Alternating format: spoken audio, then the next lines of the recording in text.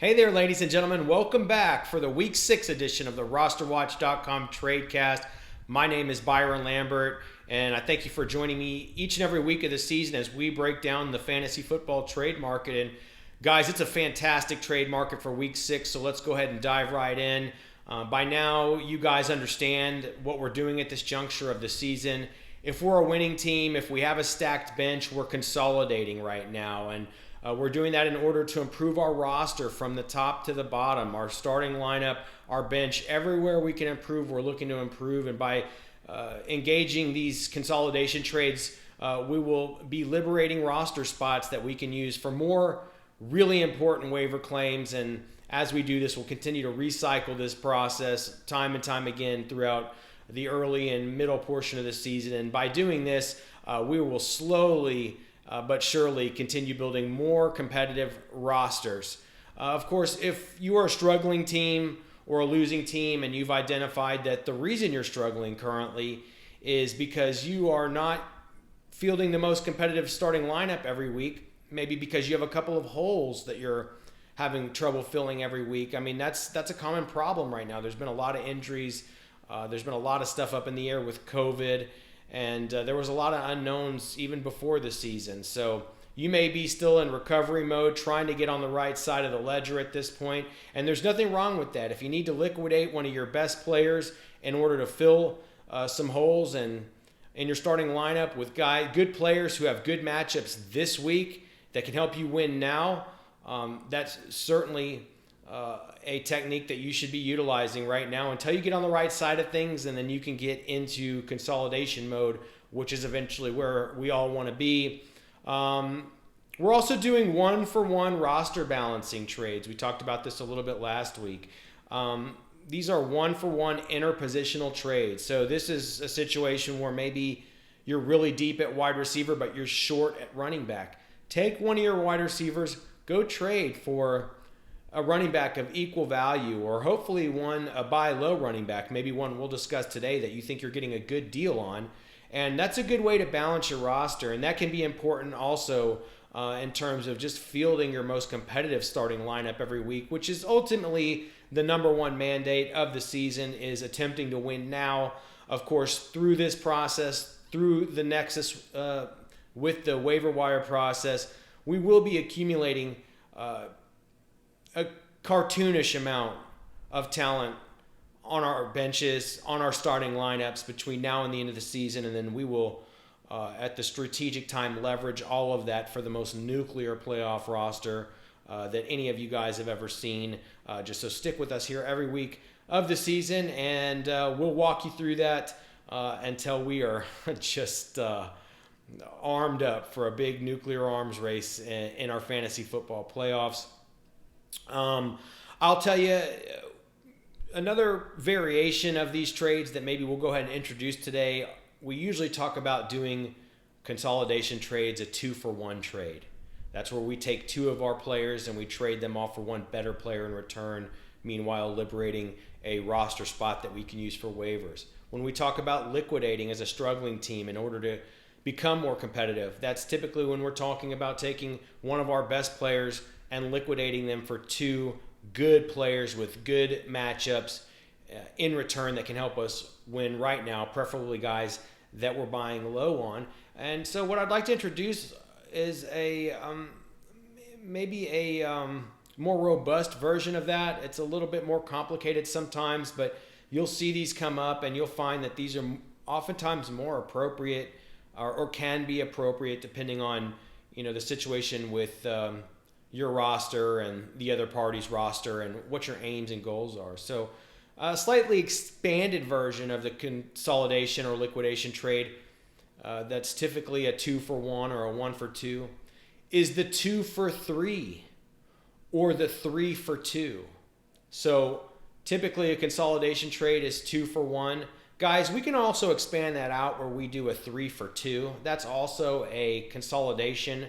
And sometimes we need to do that just to sweeten the pot, just right on a deal, or to really make it fair. Maybe the principles, the three principles in the deal aren't completely equivalent in value, so we got to tack a couple other guys on to make that work. The other time that this comes up is every once in a while, especially on the losing teams, sometimes they'll have a couple of guys that you want to buy low on. Oftentimes the losing teams, and again, a reminder that that's where you need to start this process every single week of the season is by looking at the losing teams in your league and seeing who you can take advantage of them for. You want to get their good players, right? That's the best way to do this. And guys, you can also save yourself some time because this can be an arduous process. And I know the season's a long, busy one. Before you go crazy scouring your league for different trades to make, listen to this podcast, have a look at your team, see, do you even have anybody you can really sell or sell high on or anybody marketable at this point? That can save you a little bit of time because if you don't, then maybe you can just move on and wait until next week. But once you've identified if you have the players that should be in play on the trade market this week, then I think you have the license to move forward, and I think you should be working really hard trying to make these deals in your leagues. We're seeing stuff come in every week at RosterWatch.com, success stories about listeners to this very program that have pulled off major trades that have helped them get critical wins, in must-win situations, or have already started to put their teams in just, a really strong position as we continue to move through the season, making their teams, going to be hard to beat. So guys, the waiver wire is one of the most utilized aspects during the season to improve our teams, but the trade market is one of the most underutilized methods for doing so, and that's why we meet here every single week of the season. So just keep in mind that if you need an expanded version of the consolidation trade, if a 2-for-1 isn't the exact configuration that'll work for you this week, try a 3-for-2. Be opportunistic if there's two guys that you want to have a look at on another team, or like I said, maybe you need to just balance the trade out a little bit more. Sometimes tacking on a couple extra players to the three principals in the deal will help you achieve that. You can also kind of balance your roster that way. It can be a hybrid of a consolidation and a roster balancing trade. You can sometimes achieve both of those with one fell swoop. And then of course, the liquidation trade, the expanded version of that. Again, the liquidation trade is where you take one of your good players and break them out for two good players in return that have good matchups. You could do a 2-for-3. So sometimes when you liquidate, you might take two of your good players or overperforming players or really good players, and you might liquidate them for three guys that you think are buy low prospects with good matchups on the horizon in return. And that can be a good way to kind of replenish your starting lineup and make you more competitive in just one transaction. Also, guys, we talked about targeting losing teams, and we always talk about being opportunistic. Opportunistic is when, is when you have a keen eye for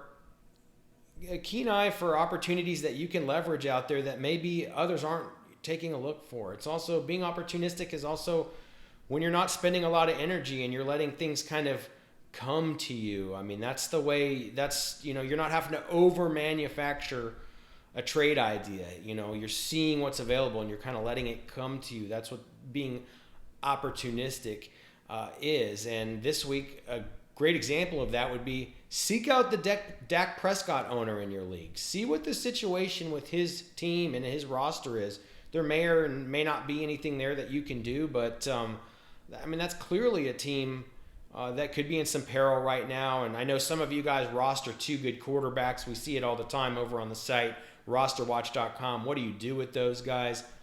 Oftentimes, I'll just trade the quarterback that I can get the most for, if that's the case. If I have two good quarterbacks that I like them both, I'll trade the one that I can get the most for, even if it's the bigger name guy. And, of course, maybe you have one quarterback that's clearly better than the other, and you got somebody like Matt Stafford on your bench.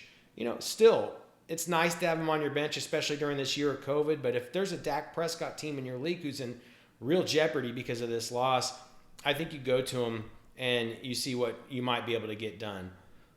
We discussed last week another strategy, another tactic used by winning teams is to create an artificial buy moment in their league.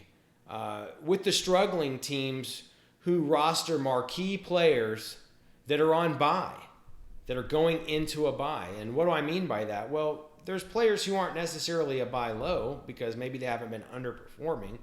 But let's say there's a losing team in your league who's in a must-win situation and one or two of his big-name guys are on bye this week. Well, he can't really afford to absorb those. Now, he's not going to just be ripped off. He needs you to offer him a deal. He or she needs you to offer him a deal that's going to help them win this week.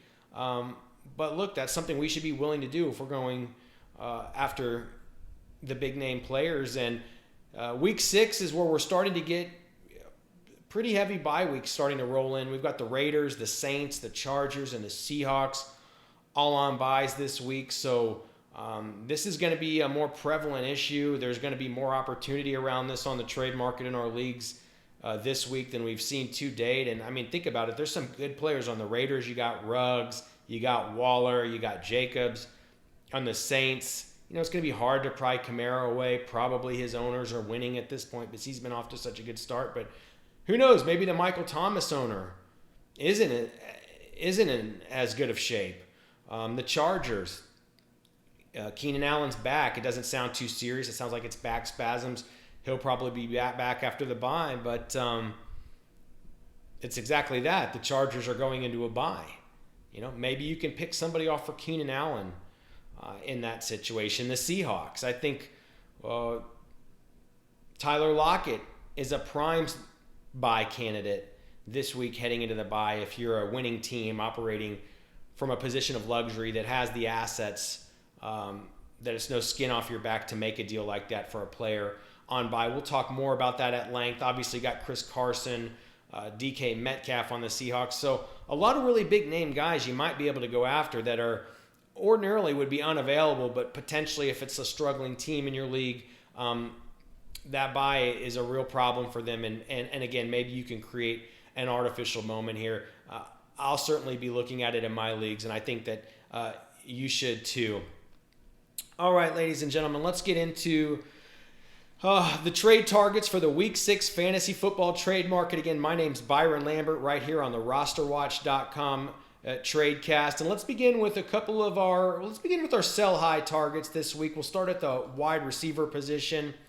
And I know a lot of you guys have questions about what to make of this Dallas Cowboys situation in the post-Dak Prescott injury era. I hate to call it an era because we're hoping this is a short-lived injury and we can see Dak back next year, hopefully at full strength.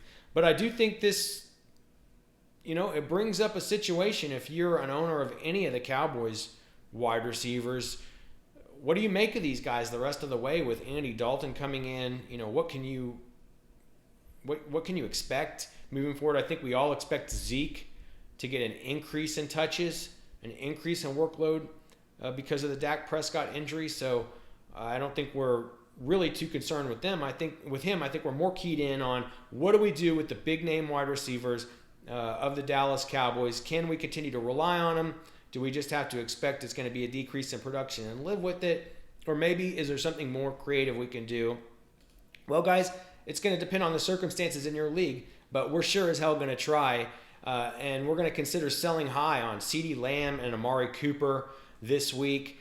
The number 18 and number 19 wide receivers on the season in half-point PPR formats to date, respectively. And it's actually CeeDee Lamb who's the number 18 receiver on the season and Amari Cooper, the number 19 receiver on the season. Again, that's in half-point PPR formats to date. So basically, you got two middling wide receiver twos there and the Dallas Cowboy wide receivers, Amari Cooper and CeeDee Lamb, and that's to date. Amari Cooper, 11 targets per game so far on the season.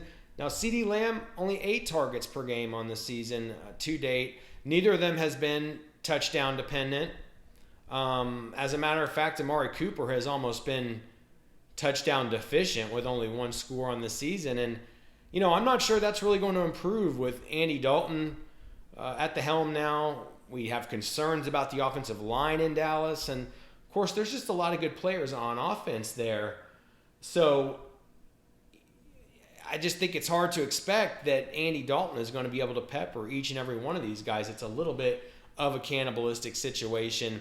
There could be just too many players for any one of them to have to really get a concentrated amount of red zone targets or touchdowns this season.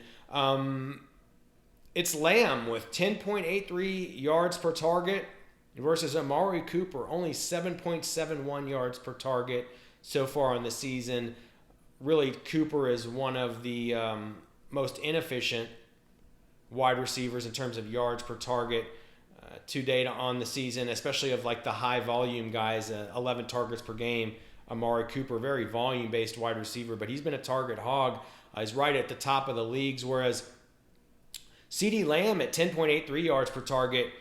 I mean, organic production too. Neither of them touchdown dependent, but CeeDee Lamb has been one of the most efficient wide receivers in all of fantasy football, at least of all the notable players, of all the players in the top 25 or so, to date. So truthfully,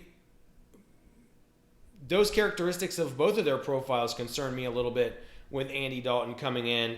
And again, of course, a lot of this is going to have to do with how your league mates view these guys after the Dak Prescott injury. But I just think CeeDee Lamb, Amari Cooper, these are still two quality names that have had really nice fantasy production on the season that I think you can go out and try to peddle this week and maybe bring home a player in a consolidation trade that you think is going to be more reliable, on the season, and hopefully that you're buying low on. Now, speaking of buying low, he's been a buy low all season. We've been waiting for the big breakout, and it never really occurred. But we did get some relief this last week, kind of as we'd predicted. DJ Moore of the Carolina Panthers, he got the fantasy points we were all planning on last week in Week 5 at Atlanta. It was 17.5, but folks, he's only averaging 5 targets per game over the last 3 weeks, while Robbie Anderson has averaged 12 targets per game over the last 2 weeks and almost 10 targets per game on the season, 9.5 to be exact. This just doesn't feel like it's ever going to turn out the way it was supposed to for DJ Moore this season, barring an unexpected turn of events that I just, I don't think in any rational way you can really predict at this point or really expect. I think DJ Moore looks like the kind of guy that we're going to want to try to sell high on all season whenever we get the opportunity. And coming off those 17.5 points this last week, I think is a good time to do it before, he comes back down to earth. And, you're hoping he still has a little bit of name value at this point. I'm a DJ Moore owner. I'm going to be out trying to peddle him this week for sure. I think Darius Slayton of the New York Giants was another wide receiver that fits a similar profile at this point to DJ Moore. It's going to be boom bust. He's getting a little bit more volume, but I just think that these are guys that they're not must-sells. They're okay players, but if they're guys that when you can try to sell them for somebody that's going to be more reliable or somebody with more upside, just somebody you like more the rest of the season, I absolutely think you take the opportunity to attempt to do that. Devontae Parker of the Miami Dolphins, 6.4 targets per game. He's got a bye in Week 7. I think we're officially on Tua watch, even though, the Niners the Dolphins got the win at the Niners, and Fitzpatrick has, been a decent fantasy quarterback. You have to know that we're on Tua watch at this point. It could be as soon as after the bye in Week 7. So that's clearly, that clearly could affect Devontae Parker's value on the season. We said Justin Herbert, that's a guy that we love seeing his big live arm, and it's actually been just fine with Keenan Allen and now apparently Mike Williams. So you have a little bit of hope that Tua can come in and do something a little bit like a Justin Herbert. He's not as big of a body guy, but in some ways a similar game. Got the mobility, but not really a scrambler, and a big arm looking to throw the ball down the field. If we get lucky, we're going to, Tua will come in and win it whenever he does, and may not totally submarine Parker's value, but I don't think we should be depending on luck. We should be depending on on logic and skill and strategy to win our leagues. That's how we're going to optimize and improve our chances to do it. So again, Devontae Parker, not a must sell, but 6.4 targets per game, a bye in week 7. I think we're going to get the rookie quarterback sooner than later. And really, he was saved by disaster, guys, in week 5 with the touchdown. So let's not rely on Devontae. Let's not get too reliant on Devontae Parker. Let's try to shop him and see if we can get somebody better in return this week. Chase Claypool, guys, y'all saw the big breakout. It was a 4-touchdown monster this week, a player that we've seen at the Senior Bowl. A player that improved every single day at the Senior Bowl. He didn't blow anybody away, but I will say we've seen a long history of the guys that show a good progression throughout that week. Oftentimes come into the league and do pretty well. It's very clear that the Steelers could use a guy like this, a bigger body guy like this. I think we've seen it in the past with Martavis Bryant. But look, season to date, it's 5 targets per game for Chase Claypool, 52% touchdown dependent. His 2.88 points per target on the season is an astronomical outlier at this point that is impossible to sustain for any player in the league. And I just think anytime you can capitalize on a monster 4 touchdown performance by a rookie wide receiver who's ultimately basically a wide receiver by committee, and a player that was on most waiver wires just last week, I think we should try to sell high on that guy. It's prudent. It's shrewd. More times than not, this is going to work to advantage. I do think that Chase Claypool is real in the NFL. I love him in Dynasty at this point. But at the end of the day, 4-touchdown, 40-point monster for the rookie is the definition of a sell high event. It does sound like Deontay Johnson and Juju were DNPs at practice today. We'll talk about them a little bit later. So if they don't play, or if even one of them is out this week, then Claypool continues to be, I believe, a pretty strong play. But it doesn't sound like Johnson or Juju will be out for long. It sounds like both of them, escaped without any kind of major injury. I think that today might have actually been maintenance. So I just wonder myself, when you get Deontay, when you get Juju back, what exactly is Chase Claypool's role going to be? Do we know? Are we confident right now that he's a starter with a big snap count moving forward? I'm just not sure that we can say that.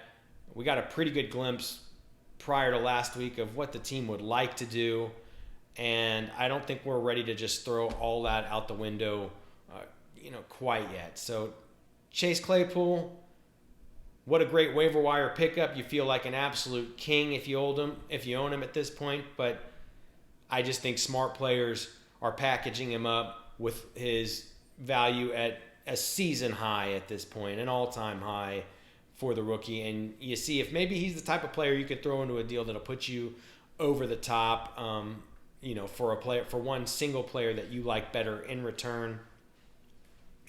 Brandon Cooks of the Houston Texans, he's probably a keep for most people. He got the 12 targets, the 161 yards, and a touchdown last week. I mean, we kind of knew that something like this was going to happen. I've been watching him pretty closely. He's had a good snap count all year. He's gotten the targets. He's looked pretty good.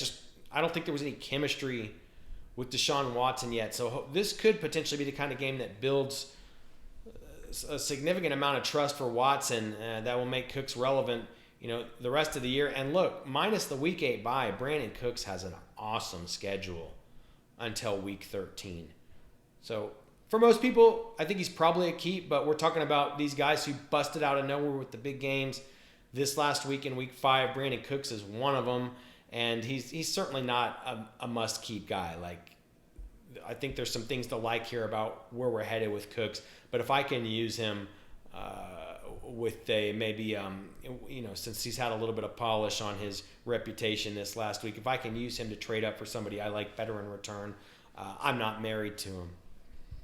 Mike Williams, Los Angeles Chargers. Of course, he's got the bye heading into week 6. Mentioned that at the outset. And again, it sounds like we're going to get word that Keenan Allen should be fine returning from back spasms. But Mike Williams, we're talking about Brandon Cooks, we're talking about Chase Claypool, all these guys who popped off big out of nowhere in Week 5. Mike Williams was definitely one of them. We love Justin Herbert, but we've also seen that Mike Williams over the years has been kind of this very much a boom-bust player that's somewhat unreliable week to week. And, when Keenan Allen comes back in, he's just not going to get that kind of target share, even though he might still turn into a nice wide receiver 3. I'm just not sure what you can get with him heading into his bye, but again, not a player I'm married to, a player whose value has been enhanced in recent days, coming off the big game. I think people are excited about Justin Herbert. Mike Williams, not an untouchable, a fine keep if you want to stash him and use him as a flex or possibly a wide receiver 3 moving forward after his bye this week. But again, Mike Williams, a guy that we're always willing to part like a player with a player like that if it will enable us to come home with a premium player in return. And T.Y. Hilton, maybe the last guy that I'll mention of this sell high wide receiver category. I'm not sure how high you can sell T.Y. Hilton. His value was basically in the toilet. It'd become an afterthought. Still think maybe there's an off chance in leagues where maybe you're not playing with, experts that pay attention to this every single day. A guy like T.Y. Hilton might still have some name recognition. He was still drafted, in the, 5th, 6th round of a lot of drafts. He may hold a little bit of esteem there to some players. And he got 10 targets in Week 5. So he put up a decent fantasy game. And I guess what I'm saying is if T.Y. Hilton has rekindled even a hint of fantasy value in your league based on this 10-target performance in Week 5, then get rid of him. Throw him into a deal that'll put you over the top on a guy that you really want in return and get him off your team. All right, guys, let's turn to some potential sell-high running backs for the Week 6 fantasy football trade market right here on the Week 6 RosterWatch.com TradeCast. Go to one of my guys here from the preseason, from my training camp tour, Ronald Jones, a guy I also saw at USC Pro Day a few years back when he was coming out with Sam Darnold. So I've actually scouted Ronald Jones quite a bit, seen him at training camp the last 2 years, saw him at his USC Pro Day, saw him at the NFL Combine a few years ago. And so I feel like I have an interesting perspective on Ronald Jones. 18 touches per game, literally exactly what I predicted from training camp pre-Leonard Fournette signing this summer. So 18 touches per game on the season for Ronald Jones so far. He's top 5 in the league in yards after contact on the season. I know it's hard to believe because he just doesn't have a beautiful style. For whatever reason, his style was a lot prettier coming out of USC, but it hasn't translated to a beautiful style in the NFL. He's definitely he's filled out. He's gotten bigger. It's not a real smooth, not a real pretty style out there, but man, he's getting it done. He's tough between the tackles. 4.9 yards per carry on the season for Ronald Jones. The only notable running backs averaging more than that this season are Dalvin Cook, Aaron Jones, Kareem Hunt, Miles Sanders, and Nick Chubb. And again, it's hard to believe because your eyes almost don't even you don't believe that if you trust what you've kind of been seeing out there from Ronald Jones over the years. But that's an impressive number, 4.9 yards per carry, up there with the best in the league for Jones. This is what this is what the internal scouts in Tampa, I think, have been seeing in practice the last 2 years that gave them the confidence to push Ronald Jones to the top of the depth chart this offseason. Also 4.6 targets per game, about the same as Chris Carson, David Montgomery, and Joe Mixon on the season. Now, granted, Joe Mixon is trending upward significantly the last few weeks in terms of targets, but I think it's noteworthy to say that Ronald Jones, he has the drops. He's not a good pass catcher, but he's getting the targets, and he's doing some damage with some of them at least. It helps us in our fantasy league. 4.6 targets per game, nothing to sneeze out. Again, that's right up there with Carson, Montgomery, Mixon, all respectable talents from a fantasy perspective that do some of their damage in the passing game. A pretty good schedule the rest of the way for Ronald Jones. He has no bye until week 13. I mean, he's definitely been an RB2 lately. The last 2 weeks, Ronald Jones has been a pretty decent RB2, but with only one touchdown on the season.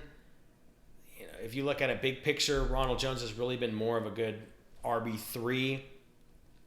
And I think when you consider that, you realize, well, he's not a must-sell, but at only 0.56 points per touch in standard leagues, he's been pretty inefficient. And this has been a volume-based, play. It's been a volume-based play. He's been inefficient because he's not getting he's not really making that much hay in the passing game, and because he's not scoring touchdowns. Yes, he's been efficient in the 4.9 yards per carry, but again, that 18 touches per game has been the preeminent metric when it comes to Ronald Jones on the season. I think if his volume erodes, we can be in pretty good in some trouble there, and I think there's a pretty good chance that's definitely going to happen with Leonard Fournette back. I'm not sure how Ronald Jones is viewed in your league, but I think if you can find a losing team in a must-win situation, in must-win mode, win-now mode in your league, I actually think Ronald Jones is a pretty good guy to try to sell high on in a consolidation deal right now in an effort to pry one of the other team's best players away. And so I guess I want to go back to training camp and everything that was going on there this summer. So I got to go to Bucs training camp for 2 practices pretty late in training camp season, 1 week apart from each other. I think the last practice I attended was right before they traded Fournette. I think we were up about 2 weeks from kickoff of the season.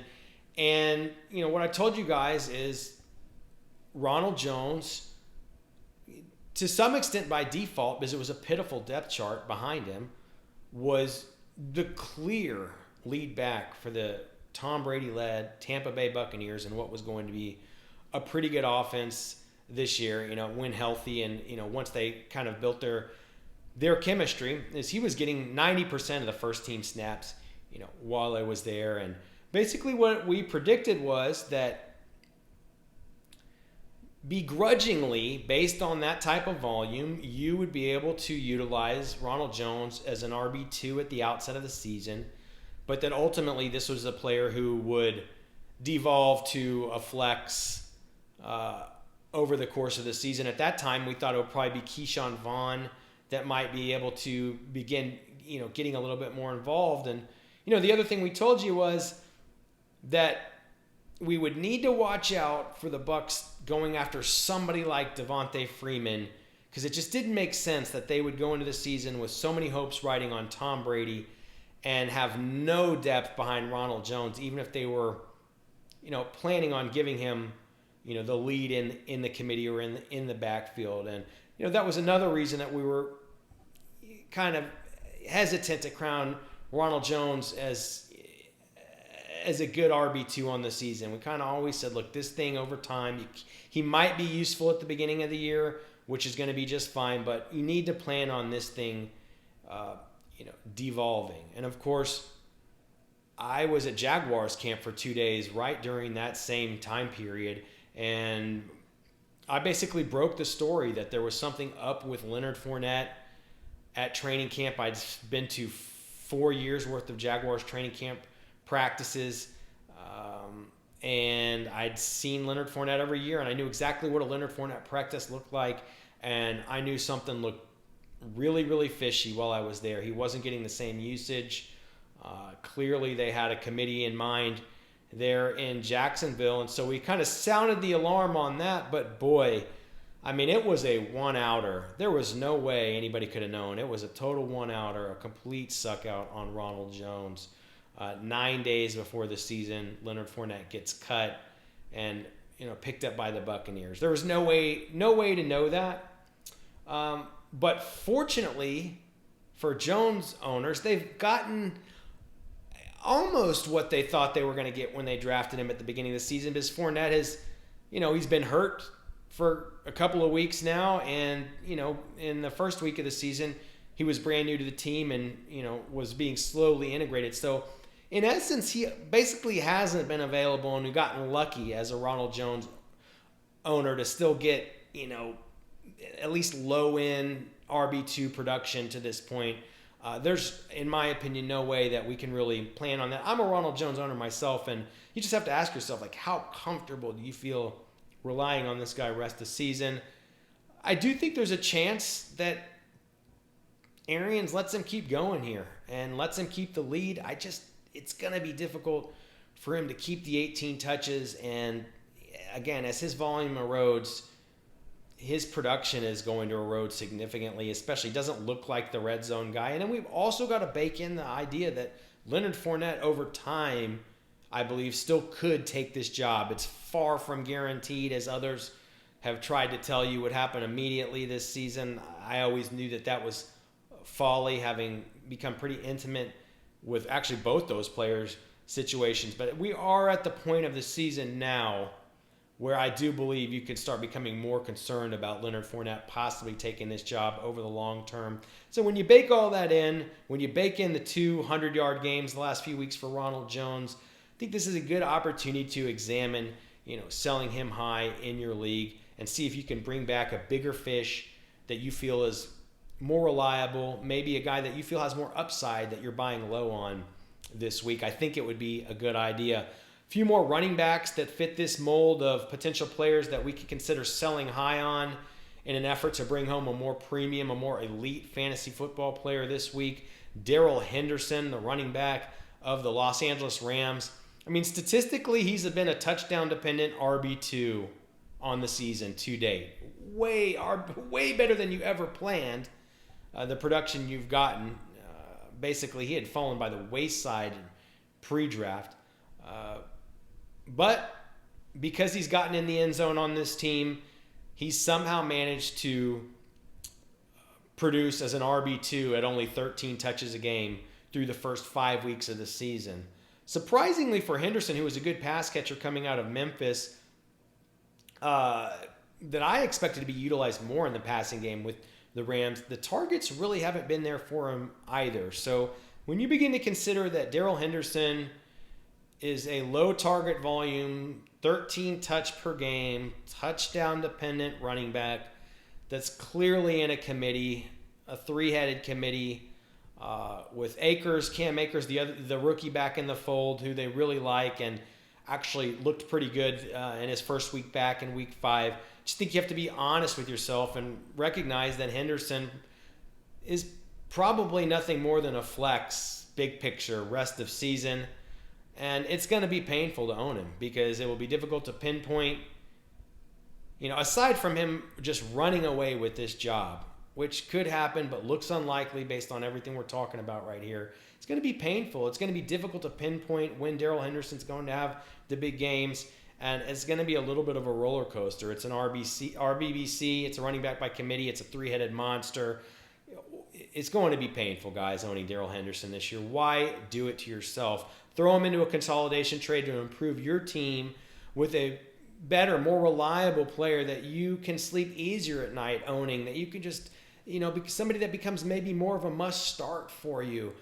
Those are the players that we want to start to try to bring home in these consolidation trades. And Daryl Henderson is a good trade piece to pursue something like that with at this moment. He gets San Francisco on the road this week in week 6, back at home versus Chicago the next week in week 7, and then it's Miami on the road in week 8 for Daryl Henderson before a bye in week 9. Guys, I would strongly consider seeing what I could do to take Daryl Henderson, another good player in my league, consolidate them, and level up for the better player in return. Myles Gaskin, running back, Miami Dolphins, a pretty decent RB3 at the moment, 5 targets per game, nothing to sneeze at, very respectable. He's only scored once on the season. He's a 13.7% touchdown dependency rate in standard formats on the season. You worry that he's the kind of guy that just might not score much. On one hand, you could argue he has some upside. On the other hand, I think you could argue he's a little bit of a smallish running back on a bad team who's just not going to score much this year. I think that's the conservative, shrewd way to look at this thing. So not a must-sell for Myles Gaskin. He was a waiver wire pickup for most of you guys He's getting the volume. He's a flex. Like, you're pretty happy with him at this point. But I think he's replaceable. As we continue to work the waiver wire, and we're going to need to liberate the roster spots in order to do that. And the way we're going to need to do that is by taking Myles Gaskin, package him up with another sell high player on your team, and see if you can bring home somebody better in return. A couple of more running backs here I might consider selling high on. Devontae Freeman. It's a fairly difficult schedule the rest of the season. The Giants are dumpster fire. You got the 15.7 fantasy points and half-point PPR in Week 5 out of Freeman. It was on 17 touches, which is the most volume he's had on the season. His Week 5 was his best performance of the season. Like, everything here is tracking perfectly production-wise with Devontae Freeman from afar. Like, you would look at this and say, okay, like, they're bringing him in and using him exactly the way that we expected. Everything's trending in the right direction. I think people maybe can start to begin to feel good about Devontae Freeman. But, guys, I think that's a ruse. While Freeman has some marketability, we want to get out of crappy situations like this. Let's try hard to sell Devontae Freeman while we can this week.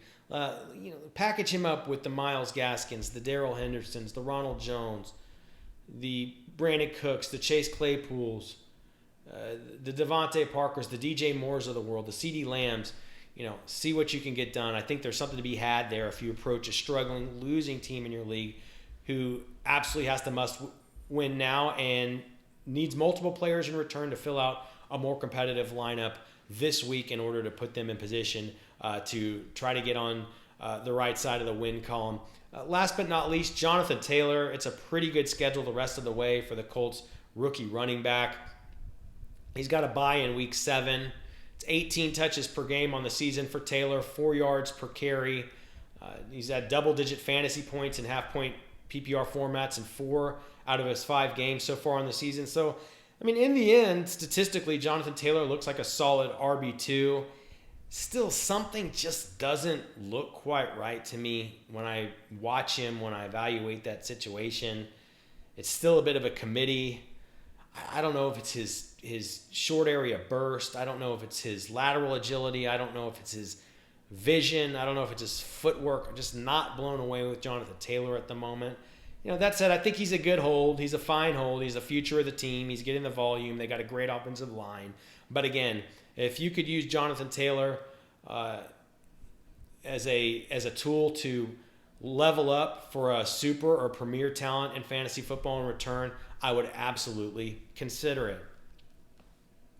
All right, now this is the exciting part of the program. All of you guys have heard, kind of the list of guys that we want to look, the group of guys that we want to look to sell high on, that we want to look to parlay into better players in return this week. And optimally, strategically, the way we're going to get the most value in return is if we go in and we buy low on other players that we like better, because not only are we getting the better players in return, we feel like we are getting them at a discount under those circumstances. We'll begin with the wide receivers for this week, the buy low wide receivers for this week, and we'll start with a nuclear option, Julio Jones. These are the guys that we want to pursue in our leagues. These are the guys that if we have winning records, if we have stacked benches, these are the guys that we want to pick off from the losing teams. It's a DNP at practice today for Julio Jones. His status for this week is unclear. It's been a rough ride for his owners. He does have a pretty good schedule the next month. So if you're a winning team that's stacked with assets that can afford to potentially absorb another missed week here, I absolutely think you try to do it. There's enough uncertainty at this point that I think his owners would have to look at it, especially if they're a losing team who maybe needs a couple of good players in return to help them this week. Maybe they can't wait to get the final word on Jones this week. Maybe they're nervous that he's not going to play. All of that works to your favor. Chris Godwin, we spoke about him last week. This is one of my favorite trade targets in all of fantasy right now. His status for week 6 is still unclear against Green Bay. He's been stretching in practice on the sidelines the last 2 days, but he hasn't been participating. So we'll have to kind of wait and see. I think it's like 50-50 at best probably for Godwin this week. But he didn't have a bye until week 13, and I love him when he gets back. If you see his limited production while he was in this year, it was very, very good. Chris Godwin, again, a player I've scouted live the last 2 years. He's a player I want to add to my team for sure if I can get it for cheap. And look, I'm a Chris Godwin owner right now, and I know it's been a really unpleasant experience. I think if the news comes out that it's unclear whether he's going to play this week or he's not going to play this week, there's got to be a lot of frustrated owners that if you're a winning team, what an absolute robbery that would be to go in there, take Chris Godwin off somebody's hands, make him your flex or your wide receiver 3 moving forward the rest of the season. I promise you guys will be thanking me over at RosterWatch.com when you're in your fantasy playoffs just a couple short months from now. Tyler Lockett of the Seattle Seahawks, we opened the show saying that the bye weeks are becoming more prevalent at this juncture of the season, and sometimes a bye week represents an artificial opportunity to buy in on a player that otherwise would not be available. I think Tyler Lockett fits that profile to a T right now. He's had 2 down weeks in fantasy the last few weeks. He's on a bye this week. So kind of similar to Godwin, like if his owner's struggling and can't afford to have that dude on a bye this week, or maybe is just frustrated with him after seeing like all the hype with DK Metcalf and a couple of bad games and now a bye. Dude, if I'm a winning team with the assets to do it, I absolutely want to add Tyler Lockett to my bench or to my flex or to my wide receiver 3. That is a winning move for sure, ladies and gentlemen. And then, of course, there's Terry McLaurin over there with the Washington football team. He had the worst performance of the season in week 5. The quarterback situation looks bad in Washington. Fortunately, we're hearing it's going to be Kyle Allen moving forward, at least for the foreseeable future. Personally, I'm not totally scared off by Kyle Allen. I just based on what he was able to do with DJ Moore last year in Carolina. And before he got injured in the game, I didn't think it was just a total abomination. It went really far south when Alex Smith came in and really couldn't do anything on offense this last week. Only 1 touchdown so far in the season for Terry McLaurin. He has a pretty good schedule the rest of the way, including 2 really juicy matchups in the division against New York Giants and the Dallas Cowboys in week 6 and 7 this week and next week before his week 8 bye. I absolutely think Terry McLaurin, if his value is significantly depressed in your league, would be the kind of wide receiver you'd love to get in return on the buy low. Few more wide receivers here that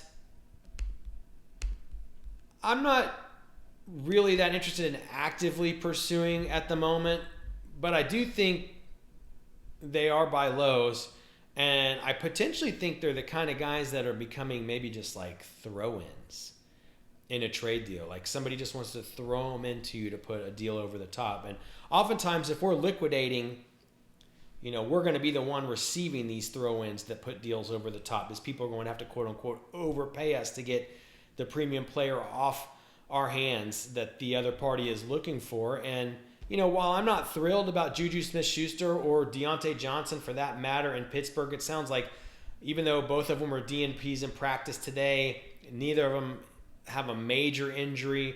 I think we've got the Chase Claypool hype that's also probably going to put downward pressure on their value right now. And, both of those guys, I'm not going out of my way to trade for them, but if I can get them as basically throw-ins or like the last little piece of a trade, and I'm looking for more dudes to add to my roster to help fill that starting lineup out, like if I could get Juju or Deontay Johnson as a flex or a wide receiver 3, I think that helps me. And I would definitely take a look at it if I was in that situation, looking to bring multiple guys back that could help me make me more competitive. DJ Chark with the Jacksonville Jaguars got nicked up this last week. He's a DNP at practice today. Again, I think if if he's lost a lot of value to his owner because it's been a tough go with him, like I'll take DJ Chark as a throw-in in return if I'm doing a deal. I don't mind putting him on my bench. I don't mind having that guy as a flex or a wide receiver 3. And then last but not least on that front, John Smokey Brown of the Buffalo Bills, another guy that he hasn't played for a couple weeks now. He's got a calf injury. It's a little bit unclear.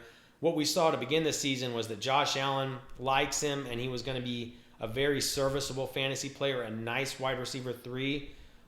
They've started to develop some of the other younger options in his absence, but I believe that when John Brown returns, he'll resume basically the role that we saw at the beginning of the season, or at least something there close to. So he's not a worthless player in our leagues. And if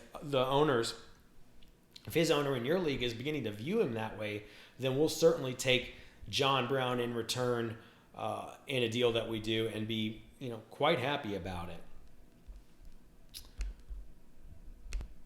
Okay, let's move along here to some buy low running backs. We talked about him last week. I know people have to be getting very, very nervous about Clyde Edwards-Hilaire, a player that got pushed up into the top 5 or 6 of some fantasy drafts. And, the bottom line is at 11.5 points per game in standard leagues, owners just aren't getting what they expected out of Clyde Edwards-Hilaire. They have to be frustrated.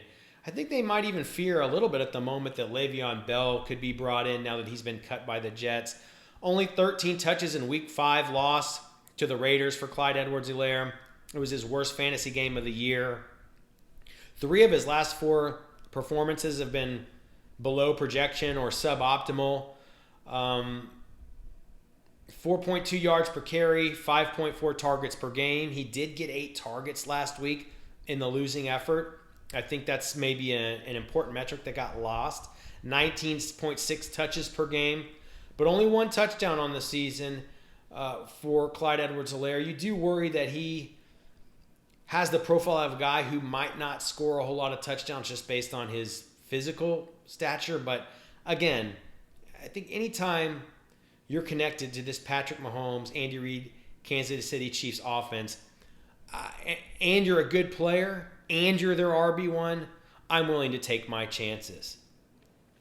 Antonio Gibson, the rookie for the Washington football team. He took a step back in Week 5, as the entire team did, with the quarterback situation up in flux. And, and just what's kind of a little bit of a cannibalistic situation when these game scripts get out of whack. It seems to be J.D. McKissick who's getting more of the targets.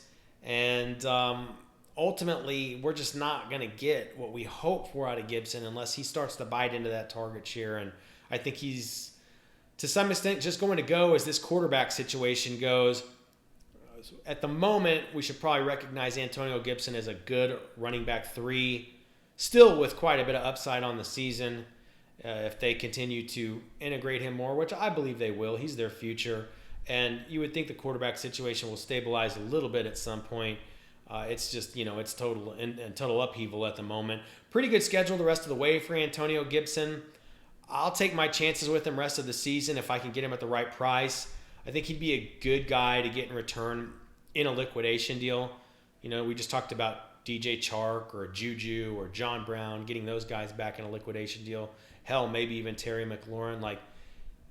If you can get, these are the kind of players that you want to look at if you're struggling and you need to fill a couple of holes in your starting lineup with good players with good matchups on the horizon. These are solid candidates to do it if you're thinking about giving up one of your marquee players in a deal to get multiple guys in return. We talked about Ronald Jones. Let's talk about Leonard Fournette. If I can get him as a throw-in, I'm interested. I think he's a good stash with a lot of upside at this point. I say there's a good possibility that Leonard Fournette even potentially has flex value in the short term as soon as this week. Will it ever develop? Will Leonard Fournette ever be a thing this season? Will he ever be reliable? Difficult to say. He may not get the opportunity, but there is a chance that he at some point will get that opportunity. And once he does, there's a pretty good chance he could seize it. And I think you can also subscribe to the idea that Leonard Fournette's probably going to be pretty involved around the goal line, around the red zone for a Tom Brady team that I think we're going to see increasingly score more points as they continue to gel, as Chris Godwin reintegrates. So Leonard Fournette, far from a guarantee on the season, far from a guy that you think you can rely on at this point, but the exact type of high upside stash that if we can get for peanuts in return, we're happy to put at the bottom of our bench. Again, another player that would be a solid candidate to get back as a throw-in on a deal. Austin Eckler, Nick Chubb. Guys, I think we need to wait another week on those two players, but we need to keep them in mind. It could be the case that their injuries aren't quite as serious as previously thought. I think week 8 is the earliest return for them, so that's really not too far out, even though it's not clear that they will return in week 8. I wanted to bring them up today just to keep them in the back of our mind. Let's not forget about those guys. Maybe next week we'll begin to put a little more focus on zeroing in on picking them up if we're a winning team that has the assets to do it. These are the kind of moves that we'll want to make to be opportunistic, to create the most formidable roster we can, to not only fade the attrition of the season, but to have the assets we're going to want to assemble the best playoff roster possible as the season progresses. Last but not least, at tight end, we talked about him last week. We're going to give him one more chance here, guys. Zach Ertz, Philadelphia Eagles. It looks bad. It's not been good. It's not an easy schedule ahead. His value is the lowest it's been in years. But I think I'm willing to take one more stab this week and let the chips just fall where they may, because managing a streaming tight end situation all season long is a complete headache, to be truthful. Okay, folks, every week we finish the podcast, we finish the RosterWatch.com TradeCast with some examples of some mock trade deals. Give you guys an idea of what you can go into your own leagues and try to construct to get something done on the fantasy football trade market this week. We mentioned at the outset of the show, look and see what's going on with the Dak Prescott owner, the Dak Prescott team in your league. If you see it's a ripe situation, approach that team. Maybe you have Lamar Jackson and Aaron Rodgers. Let's say you have 2 quarterbacks. Trade one of those guys and get a solid running back or a solid wide receiver in return. Like I said, if at this point you think Lamar Jackson and Aaron Rodgers are fairly similar fantasy plays rest of the season, sell the guy you can get more for, which I would think would be Lamar Jackson. I have no problem doing that.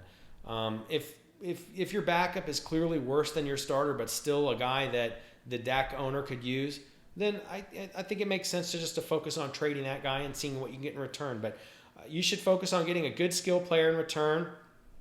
Or I think you could take one of those guys, package them with another sell-high skill player, and go after the Dak Prescott teams. Go after one of their best players. Take Aaron Rodgers.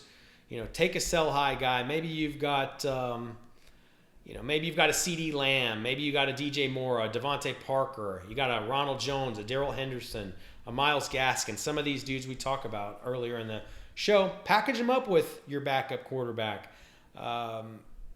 Send them over to the Dak Prescott owner and try to bring a really nice player back in return, hopefully one that you're buying low on in order to maximize the benefit. We talk so much about the consolidation trades here because that really is the primary mandate of the trade market, of this show, and I don't want to distract from that. But it is, I think it is, on occasion we need to talk about these liquidation trades to help these teams that are struggling, that are trying to get on the right side of the win column and need to do something to improve their chances to win this week. They just need more good players. They need more horses in their starting lineup. So, the question is, can you take one of your better players that's maybe in your view overperforming? Maybe it's one of the guys we discussed earlier. And can you get Terry McLaurin or Chris Godwin plus a Clyde Edwards-Helaire or an Antonio Gibson in return? Think like that. Can you get 2 of these good skill players in return for one of your top players. And that's okay to do. If you're getting these guys back and you can start all of them and they're going to make your starting lineup more competitive, and most importantly, if you're buying low on them and they have good matchups, you can feel good. You can feel okay about giving up one of your better players if you need to do that to be competitive and to win now. A couple of consolidation examples here. Let's say we want to consolidate for a big-time wide receiver. Can you take DJ Moore and Daryl Henderson or CeeDee Lamb? And can you ship them off to a suffering Julio Jones owner who needs two guys this week? Or maybe can you take Brandon Cooks and Myles Gaskin and ship them off for Chris Godwin? Guys, I think you can, and I think that you should. Remember, though, be careful trading for injured players. You have to have the depth, the luxury of assets, and the winning record to comfortably pull those off. So once again, ladies and gentlemen, I thank you on behalf of everybody at RosterWatch.com for all of your loyal support over the years. We ask you to please subscribe. Please follow us on YouTube, the RosterWatch channel on YouTube, on Twitter at RosterWatch, or over at the website RosterWatch.com. And until next time, RosterWatch Nation, my name's Byron Lambert. Happy trading, and so long.